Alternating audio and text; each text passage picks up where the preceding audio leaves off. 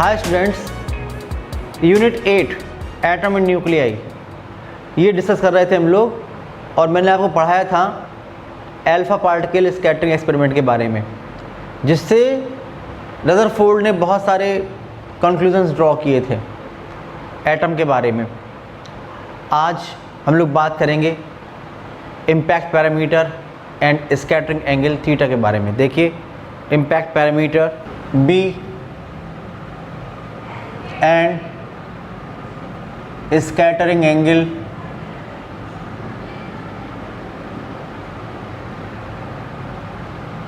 Theta, इसके बारे में हम लोग बात करने वाले हैं।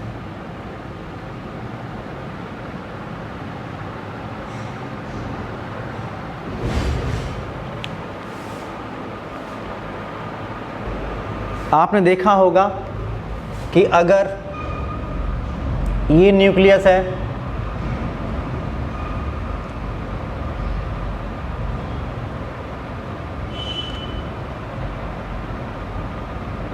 तो बहुत सारे अल्फा पार्टिकल ये इस तरह से आ रहे होते हैं। तो आप देखते हैं कि अगर कोई अल्फा पार्टिकल इस तरह से आएगा तो अपने पास से डेविएट हो जाएगा। ओके, इस तरह से आएगा, ये इसका वेलोसिटी वेक्टर होगा। तो अपने पाथ से, जो इसका इनिशियल पाथ है, उससे जिस एंगल पर डिफ्लेक्ट होगा, ये होता है स्कैटरिंग एंगल थीटा। और अल्फा पार्टिकल स्कैटरिंग एक्सपेरिमेंट में आप देखिए वेलोसिटी वेक्टर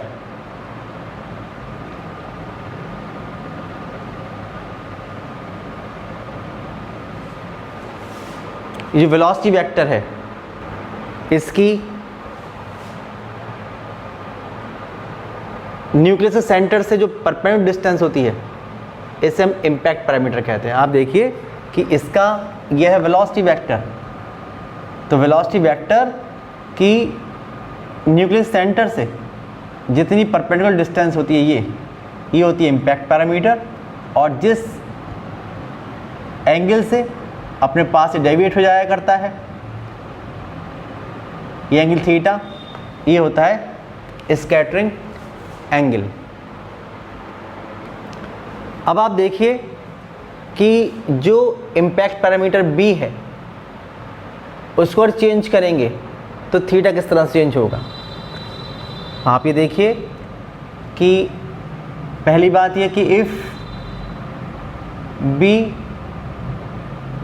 इज़ लार्ज, अगर इम्पैक्ट पैरामीटर काफ़ी ज़्यादा है ये, तो आप देखेंगे जो भी न्यूक्लियस अगर दूर है ये अल्फा पार्टिकल, तो आप देखेंगे कि उस केस में जो कूलम्बियन फोर्स होगा अल्फा पार्टिकल और न्यूक्लियस के बीच में, वो बहुत ही वीक होगा।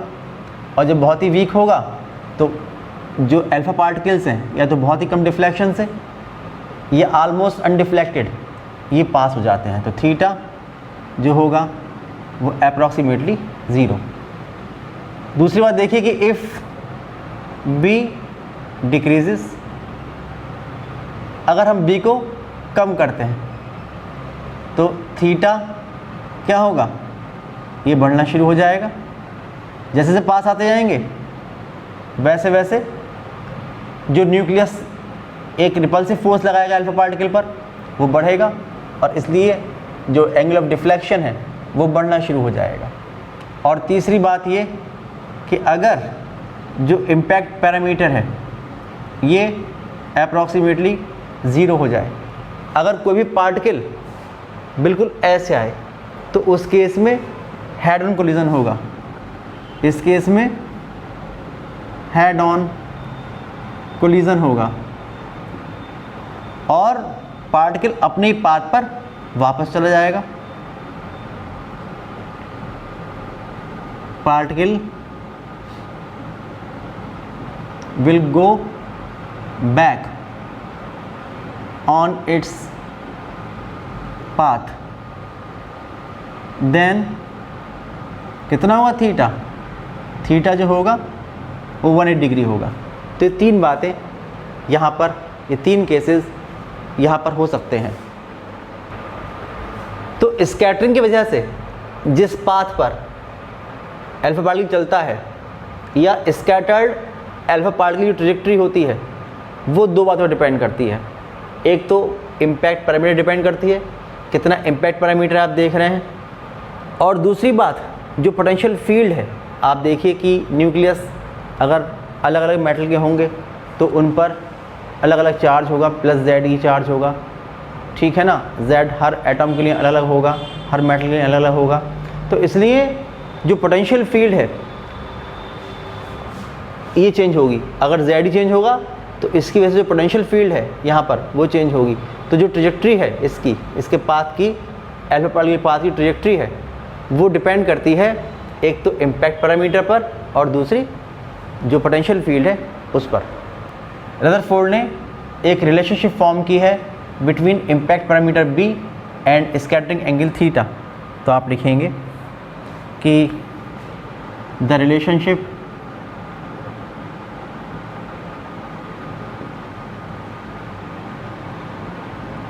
Between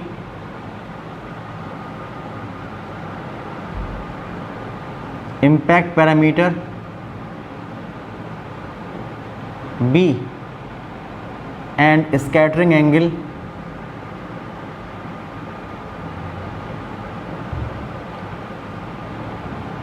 theta is given by Rutherford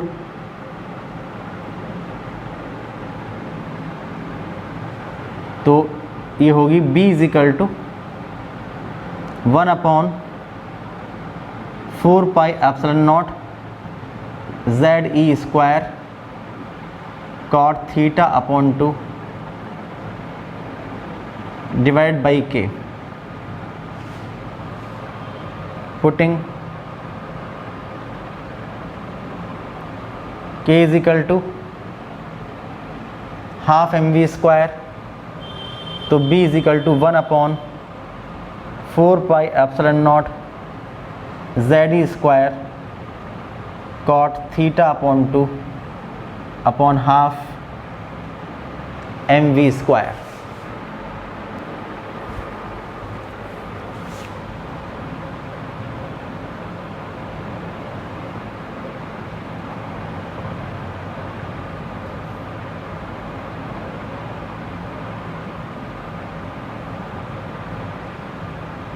यही फॉर्मूला रखने वाला है, आप लोग देखें यही फॉर्मूला याद रखने वाला है। यहाँ पर तो खाली के वैल्यू पुट कर दिया हम लोगों ने, तो ये फॉर्मूला निकल के आ गया है। अब आप देखिए कि जो मैंने आपको पढ़ाया इसके बेस पर रदरफोर्ड मॉडल क्या है वो आप देखें।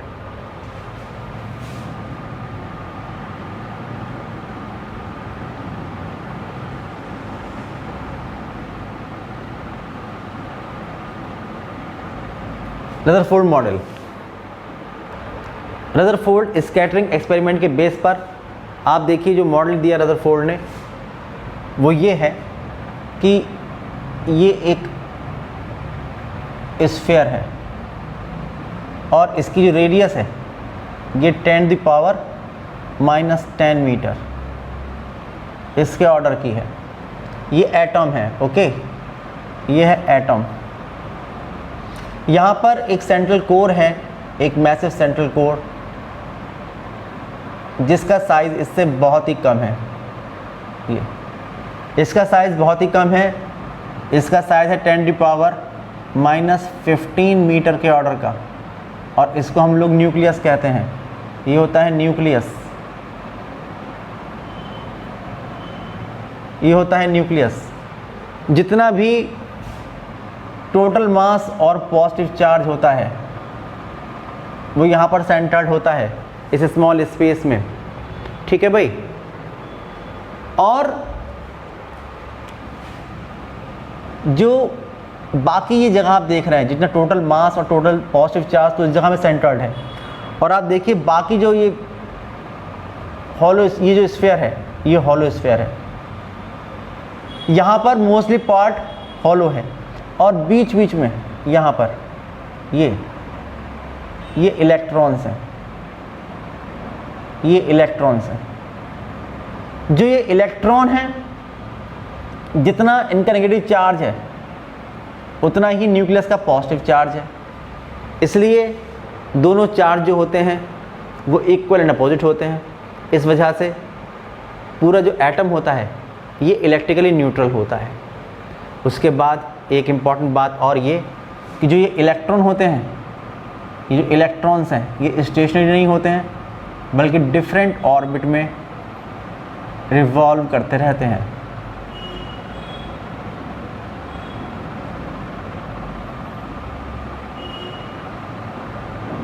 ये डिफरेंट ऑर्बिट्स में इस तरह से आप देख रहे हैं, ये रिवॉल्व करते रहते हैं। तो ये है रदरफोर्ड का एटॉमिक मॉडल। इस मॉडल की एक ख़ास बात ये है कि रदरफोर्ड ने बताया कि जिस तरह से सन के अराउंड बहुत सारे प्लैनेट्स एक सर्कुलर ऑर्बिट में रिवॉल्व करते रहते हैं, वैसे इलेक्ट्रॉन रिवॉल्व कर रहे हैं। और सर्कुलर ऑर्बिट में रिवॉल्व करने के लिए जो सेंट्रीपिटल फोर्स रिक्वायर्ड होता है सर्कुलर मोशन के लिए, वो इन इलेक्ट्रॉन्स को मिल रहा है। इलेक्ट्रॉन और न्यूक्लियस के बीच जो इलेक्ट्रिक फोर्स लग रहा है अट्रैक्शन का, जो कूलम्बियन फोर्स लग रहा है अट्रैक्शन का फोर्स है इलेक्ट्रॉन और न्यूक्लियस के बीच में, वो इन इलेक्ट्रॉन्स को सर्कुलर ऑर्बिट में रिवॉल्व करने के लिए सेंट्रीपिटल फोर्स प्रोवाइड करा रहा है। अब आप देखिए कि इसकी जो लिमिटेशंस हैं, ड्रॉबैक्स हैं रदरफोर्ड मॉडल के, वो आप देखिए। लिमिटेशंस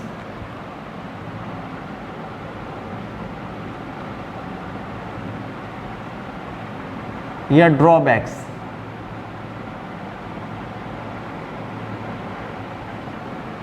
ऑफ रदरफोर्ड मॉडल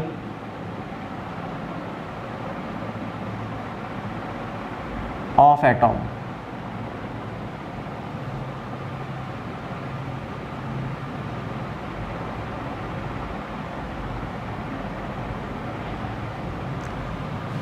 आप ही देखिए जो बात बताई गई है, रदरफोर्ड ने बताई है जो बात, उसके अकॉर्डिंग क्या हुआ। यह है न्यूक्लियस,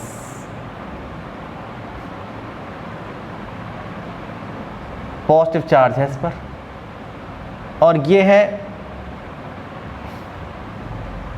एटॉम। अब बात ये आती है कि आप लोग पढ़ चुके हैं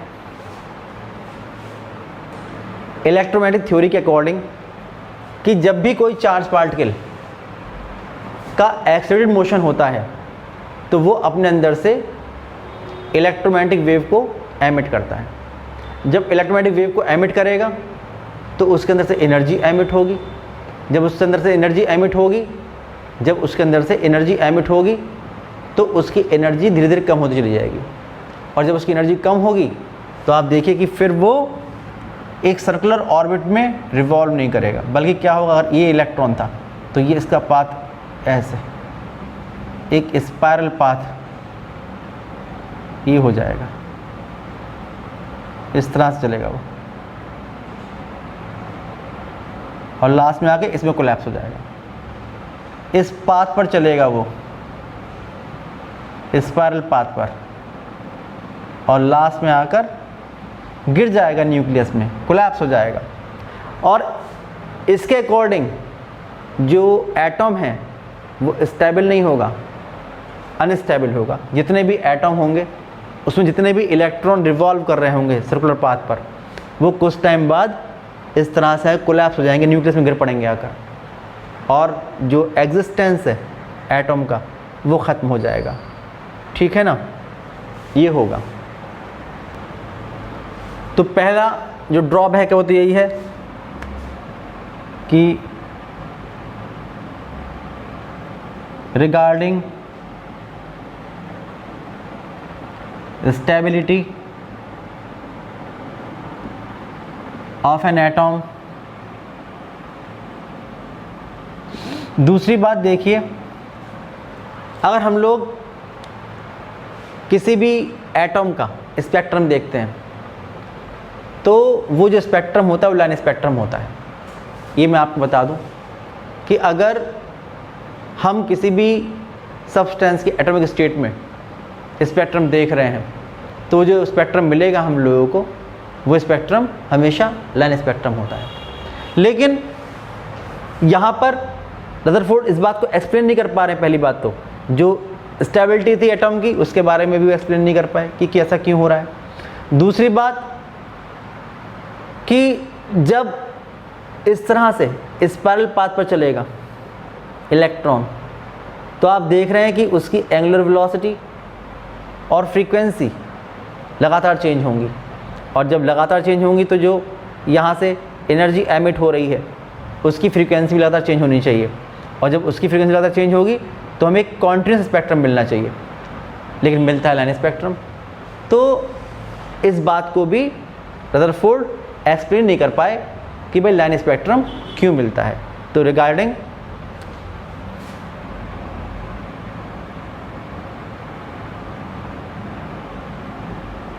the explanation of line spectrum, तो ये दोनों बातों को रदरफोर्ड एक्सप्लेन नहीं कर पाए। अब आप देखिए कि जिन बातों को रदरफोर्ड एक्सप्लेन नहीं कर पा रहे हैं उन बातों को बोर अपनी थ्योरी से एक्सप्लेन कर रहे हैं। तो आप देखिए बोर्स क्वांटाइजेशन कंडीशन,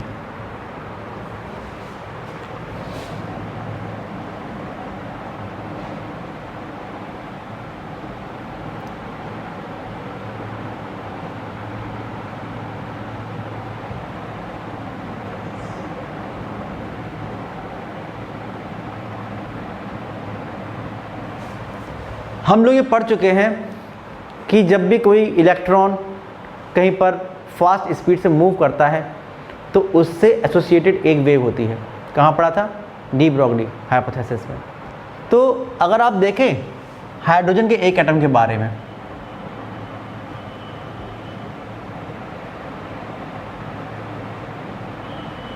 ये फर्स्ट ऑर्बिट, ये सेकंड ऑर्बिट, ये थर्ड ऑर्बिट,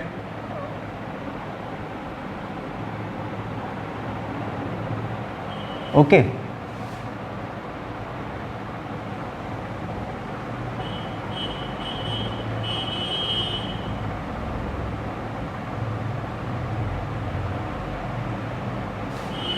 ये आप देखें, जहां पर हम बात करेंगे फर्स्ट ऑर्बिट की, ये किसके लिए? n इजिकल टू 1 के लिए। फिर अब आप बात करेंगे n इजिकल 2 के लिए, तो वहाँ पर ये 2 वेव्स यानी 2 साइकिल n इजिकल टू 2। जब आप बात करेंगे n इजिकल टू 3 की, थर्ड ऑर्बिट की, तो ये फर्स्ट, ये सेकंड और ये थर्ड, ओके। ये फर्स्ट ऑर्बिट, तो ये इससे वेव एसोसिएटेड। यहाँ पर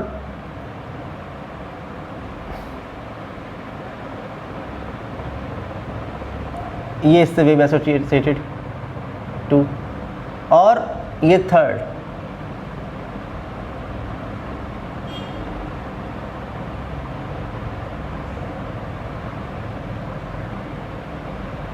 ओके। ये आप देखिए यहाँ पर ये 1 साइकिल, यहाँ 2, यहाँ 3, ओके।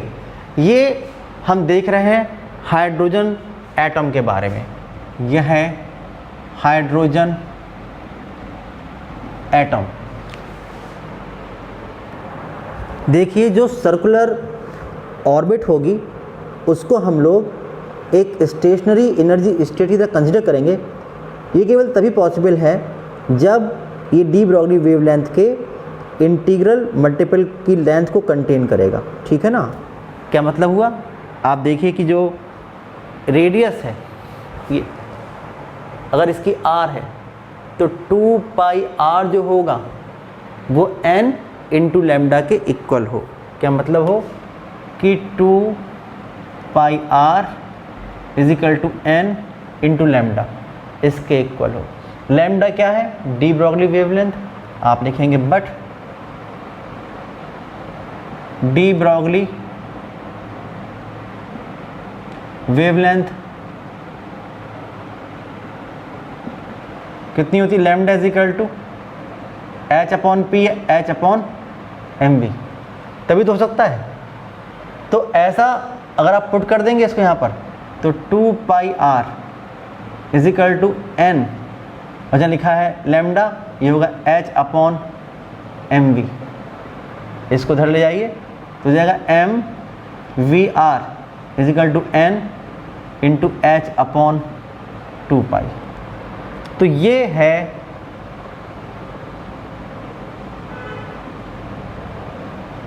बोर्स क्वांटाइजेशन कंडीशन कि जो एंगुलर मोमेंटम है इलेक्ट्रॉन का,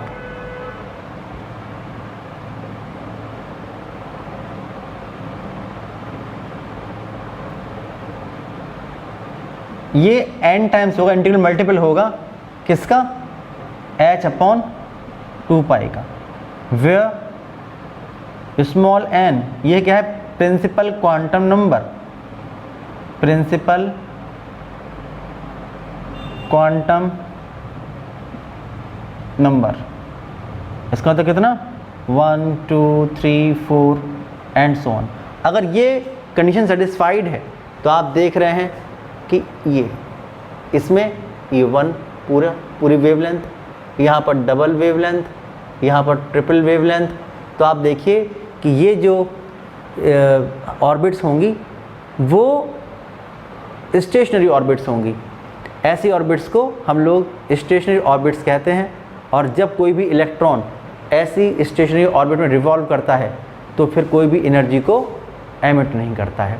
तो इसी पर बेस्ड है बोर्स मॉडल। जो रदरफोर्ड मॉडल था इसको बोर ने इस थ्योरी के साथ मिक्सअप किया और अपना एक नया मॉडल दिया। देखिए Bohr's atomic model, Bohr's atomic model, ये है। आप देखें कि बोर ने रदरफोर्ड का जो मॉडल था उसको एक्सेप्ट किया और प्लैंक्स की क्वांटम थ्योरी के बेस पर जो उसकी कमियां थीं उनको एक्सप्लेन किया और अपना एक मॉडल दिया जिसे हम कहते हैं बोर्स एटॉमिक मॉडल। तो बोर्स एटॉमिक मॉडल में देखिए बिल्कुल वैसा ही है कि जैसे जो प्लैनेट्स रिवॉल्व करते हैं सन के अराउंड, बिल्कुल उसी तरह का ये मॉडल है। इसलिए इस मॉडल को प्लैनेटरी मॉडल ऑफ एटॉम भी कहा जाता है। अब आप देखें कि इस मॉडल की ख़ास बात जो है वो क्या है। बोर का जो ये एटॉमिक मॉडल है ये 4 कॉन्सेप्ट पर बेस्ड है। आप देखिए जो फर्स्ट कॉन्सेप्ट है ये है न्यूक्लियर कॉन्सेप्ट।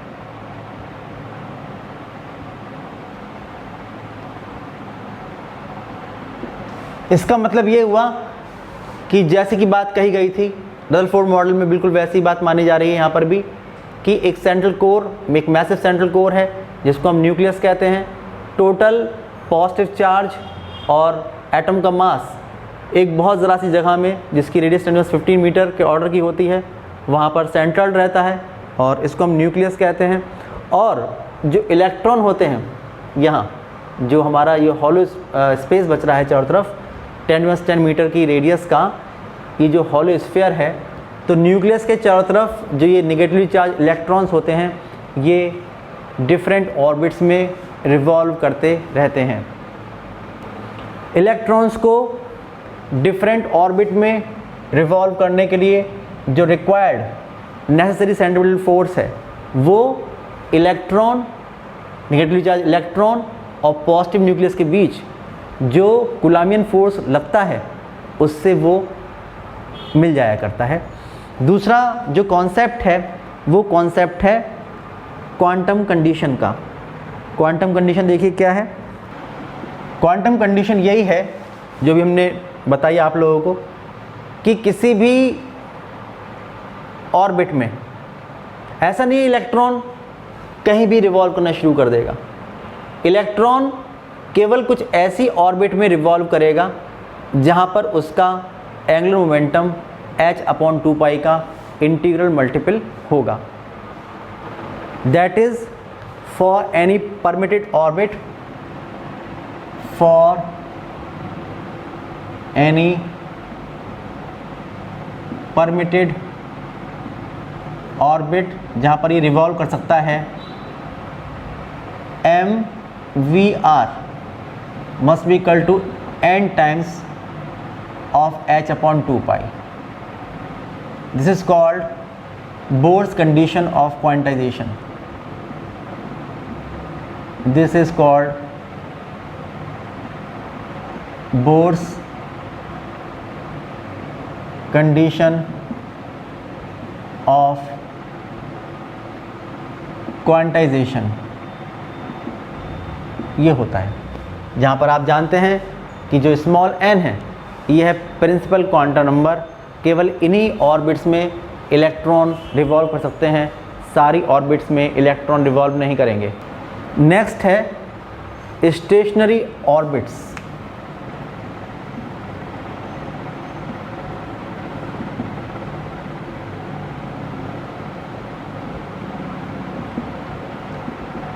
जो ये ऑर्बिट्स होती हैं ये होती है स्टेशनरी ऑर्बिट्स।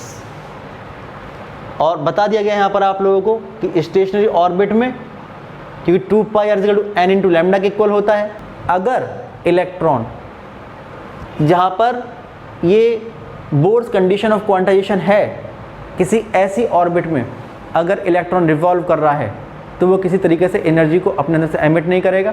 और जब एनर्जी को एमिट नहीं करेगा तो जो इलेक्ट्रॉन किसी ऐसी ऑर्बिट में अगर रिवॉल्व कर रहा है जिसे हम स्टेशनरी ऑर्बिट्स कहते हैं, तो वहाँ पर जो एनर्जी होगी उसकी वो कांस्टेंट बनी रहेगी, उसमें कोई भी चेंज नहीं होगा जब इलेक्ट्रॉन स्टेशनरी ऑर्बिट्स में रिवॉल्व करेगा। तब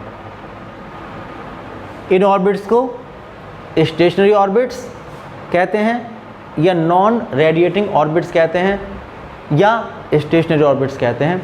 और इसमें जो एनर्जी है इलेक्ट्रॉन की वो कांस्टेंट बनी रहती है। और उसके बाद नेक्स्ट जो कॉन्सेप्ट आता है वो आता है फ्रीक्वेंसी के बारे में। आप देखिए फ्रीक्वेंसी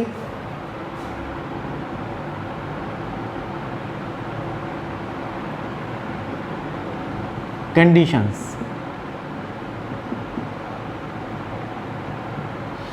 मान लीजिए कि ये एक लेवल था एटॉम का, ये लोअर एनर्जी स्टेट है, इसकी एनर्जी E1, और ये हाई एनर्जी स्टेट है, इसकी एनर्जी है E2। आप देखिए कि कहीं से भी इसको अगर एनर्जी मिलती है, अगर एटम को यहाँ से एनर्जी मिलती है, यहाँ पर एटम है, इसको एनर्जी मिलती है, तो ये एनर्जी को लेकर किसी भी हाई एनर्जी स्टेट में चला जाया करता है। वहाँ पर केवल 10⁸ सेकेंड तक रुकता है, और जब वापस लौटता है तो फिर ये एनर्जी को एमिट करता है in the form of photon या in the form of electromagnetic radiations. ये यहाँ पर से क्या किया था इसने, यहाँ पर से इसने इसको एब्जॉर्ब किया था, तो ये एब्जॉर्बिंग फोटोन है और ये फोटोन इसने एमिट किया है।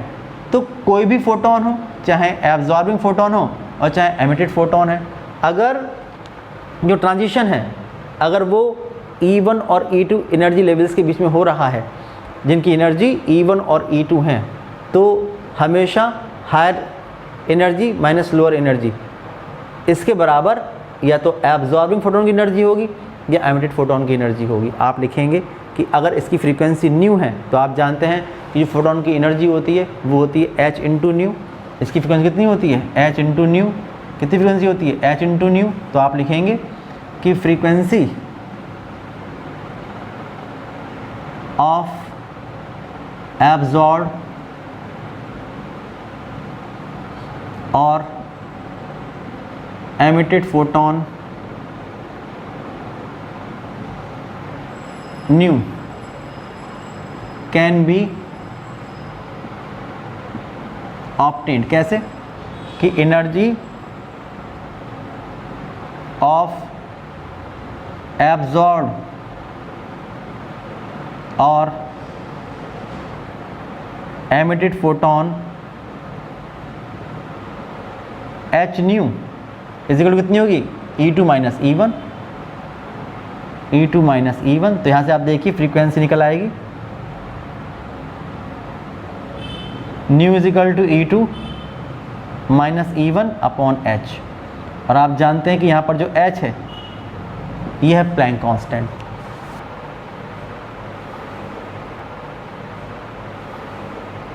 तो ये बहुत ही इंपॉर्टेंट बातें थी, इन बातों को समझिएगा।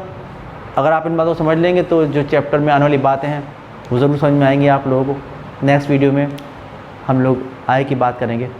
तब तक के लिए बाय बाय।